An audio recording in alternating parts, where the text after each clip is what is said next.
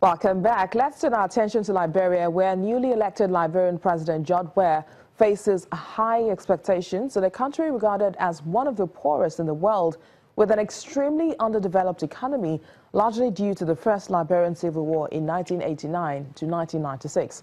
Liberians say they want to see real change and a brighter future from the new administration. Crammed into tumble-down shacks on a sandpit that the Atlantic Ocean is steadily devouring, the residents of Liberia's most notorious slum, West Point, have one common desire: an end to their daily struggle with dire poverty. Support for Liberia's newly elected President George Weah was high amongst the 75,000 people who live in West Point in the capital, Monrovia, during the recent presidential elections, and many now have high expectations of the new president. Jobs are few in West Point, and many residents spent the hot afternoons playing checkers or fixing fishing lines in the shade.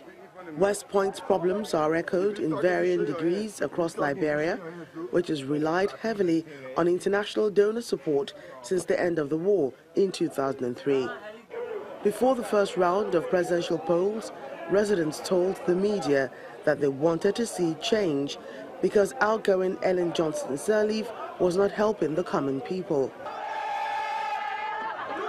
Today, many rejoice that the country voted for that change and expect Weah to bring them jobs and better housing. We expect the government to create job facility, create means, vocational schools, so that youth will go there and learn something, so that they will not even be all the things about going on the street to go cause trouble and other things. Weah won in a presidential runoff with more than 60% of the vote against Vice President Joseph Boakai, whose party has been in power for 12 years. He says he wants to improve the country's roads. Critics say he lacks political experience, but he won a clear majority with 98% of the votes counted. While the world has feted President Ellen Johnson Sirleaf, a Nobel Peace Prize winner, for keeping the peace after a prolonged civil war, those living in West Point take a dimmer view of her 12-year tenure. Weah grew up in Claratown slum in Monrovia and went on to become the only African to win the FIFA World Player of the Year, starring for AC Milan, Paris Saint-Germain and Chelsea. His popularity at home fueled a previous run for president in 2005. He won the first round then, but lost the second round to Johnson Sirleaf, whom he will now succeed. The corruption, you have to attack it. You got to look at people personally as friends or brothers and sisters and prosecute them. That's why Manaseli failed to prosecute people, because he felt that these are their friends. They are done together when at the same school.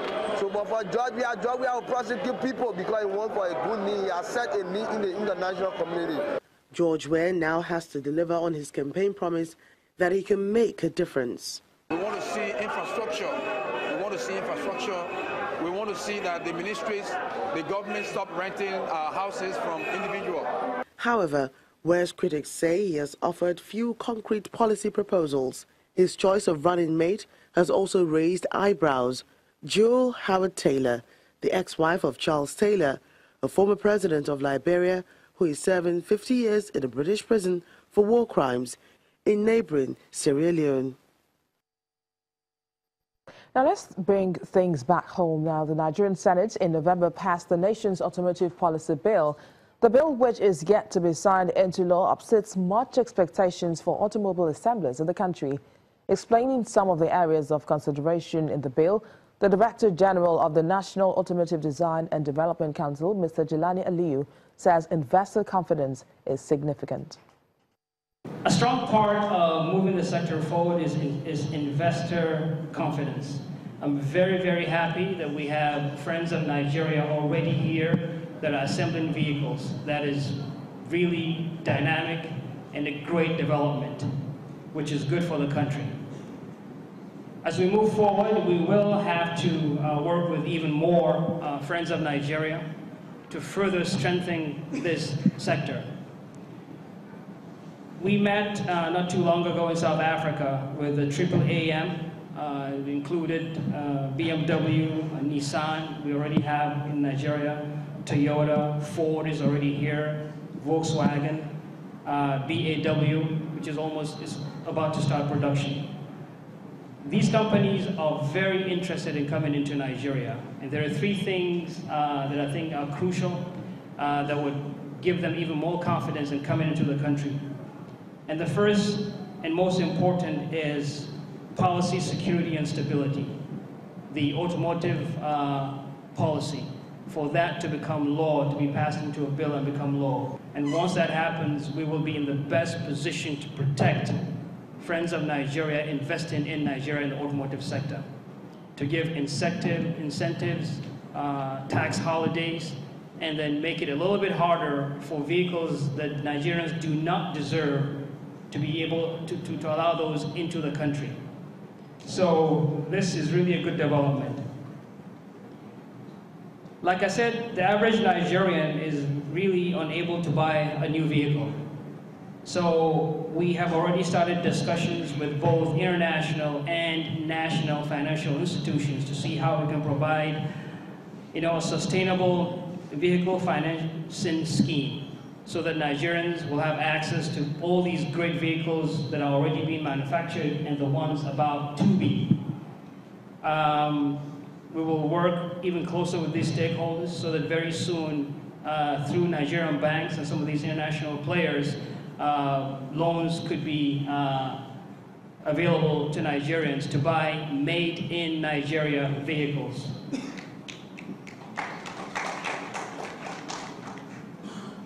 And I touched a little bit on the third. Now, these are the three things that these stakeholders really want to happen for them to put in even more into the Nigerian automotive sector. The third is really to curtail the importation of these gray imports and used vehicles that are just substandard, very unsafe.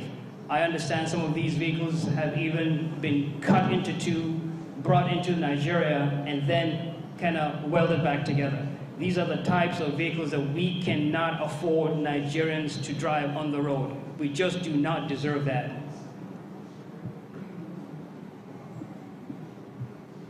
In terms of standard vehicles, NADDC, to ensure minimum standards are met, is working on 3 test centers around the country to test emissions so that the cars we drive and use in Nigeria do not pollute unnecessarily, to test components so that the components that go into the vehicles that we use and those that are used for services and maintenance are of global standards, and then materials to ensure that the materials going into the manufacturing of these components are of the best.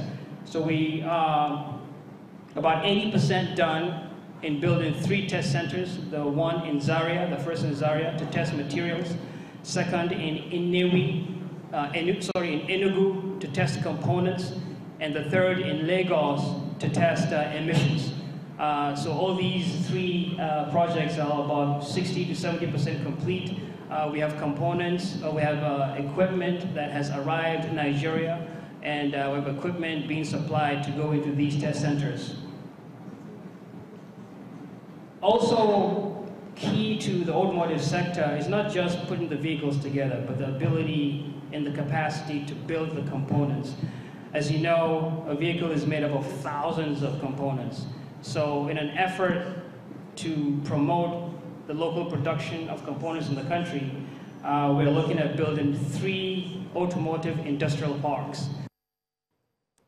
And that's our program today. Thank you for watching. I am Bisi Adebayo.